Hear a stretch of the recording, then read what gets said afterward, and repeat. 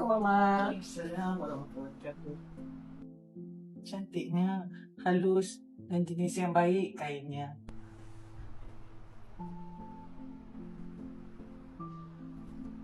Dekat mana Mama beli handphone ni? Handsock ni Mama peroleh daripada Safa.